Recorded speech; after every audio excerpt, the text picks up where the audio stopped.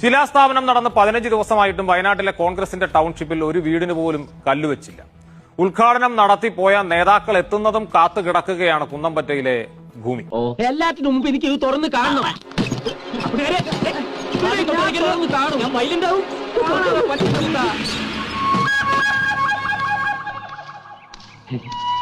ആഹാ, beautiful. ഇതൊക്കെ എങ്ങനെ ഉണ്ടാക്കി എടുത്ത് എന്റെ കൂട്ടാ. കുറെ കാപ്പിച്ചെടി വെട്ടിമുറിച്ചിട്ട് പോയ പോക്കാണ് കോൺഗ്രസ് നേതാക്കൾ. ഇപ്പോൾ പൊടി പോലുമില്ല കണ്ടുപിടിക്കാൻ.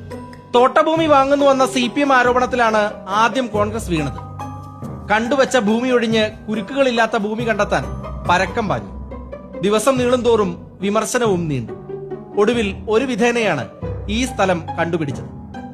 രാഹുൽ ഗാന്ധിയെയും പ്രിയങ്ക ഗാന്ധിയെയും എത്തിച്ച് ഗംഭീരമായ തറക്കല്ലിടലൊക്കെ നടന്നു.